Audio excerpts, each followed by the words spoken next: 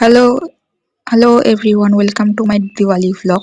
দিওয়ালির দিন আমরা প্রদীপ জ্বালিয়েছি, তারপরে বাড়িটাকে টুনি লাইট দিয়ে সাজিয়েছি খুব সুন্দরভাবে। এবং কি আমি রঙ্গোলিও বানিয়েছি, ফ্লাওয়ার রঙ্গোলি। দেখুন এটা। তারপরে দিওয়ালির দিন আমার বোনের জন্মদিন আছে, তাই জন্য সেটাকেও সাজিয়ে আমরা ওর জন্য কেক কাটেছি। তারপর আমরা সবাই বাজি ফাটাতে গেছিলাম। আতশবাজি অবশ্যই, শব্দবাজি একদম ইউজ করি না। এই যে রং মশলা ফাটাতে আমার খুব ভালো লাগে, অ্যান্ড চরকিও। সবাই মিলে খুব মজা হয়েছে। দিওয়ালির পরের দিন আমরা কালী পুজো করতে ঠাকুর দেখতে যাই, তো সেটাও দেখাবো। এই যে কি সুন্দর করে রাস্তা সাজানো হয়েছে। এটা হচ্ছে আমাদের পাড়ার পুজো, আদিযোগী করেছে, খুবই সুন্দর প্যান্ডেলটা।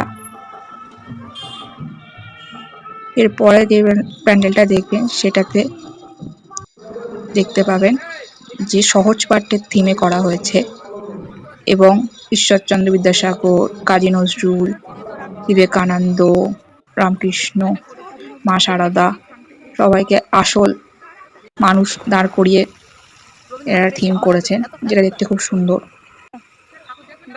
সহজ পাঠে যত ছোট ছোট ছড়া কবিতা যেগুলো আর কি আছে, সেগুলো দিয়ে প্যান্ডেলটা করা হয়েছে। ওভারঅল দেখতে খুবই ভালো লাগছিল, আমার তো বেশ ভালো লেগেছে এদের ডেকোরেশন, পুরো কনসেপ্টটা। এবং ঠাকুরটাও খুব সুন্দর লেগেছে। মা কালীকে দেখতেও ভালোভাবে ডেকোরেশন করেছে এনারা।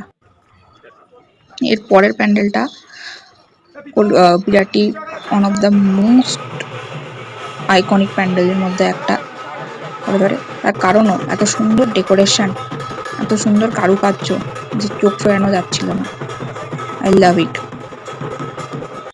এবং আমার এখানটা খুবই ভালো লেগেছে দেখে। দেন আমরা মহাজ্যোতির ঠাকুর দেখতে যাব এরপরে,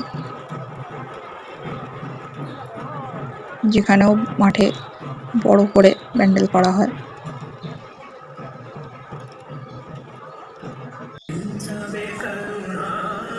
এই যে মহাজ্যোতির প্যান্ডেল, এখানে হচ্ছে মাদুর, চট এইসব দিয়ে প্যান্ডেলটা করা হয়েছে। এটাও ভালো ছিল। স্পেশালি এর মূর্তিটা, ঠাকুরের মূর্তিটা আমার বেশি পছন্দ হয়েছে। খুব ভালোভাবে করেছে থিমের কনসেপ্ট হিসাবে। এই ছিল আজকের blog. Follow for more. By.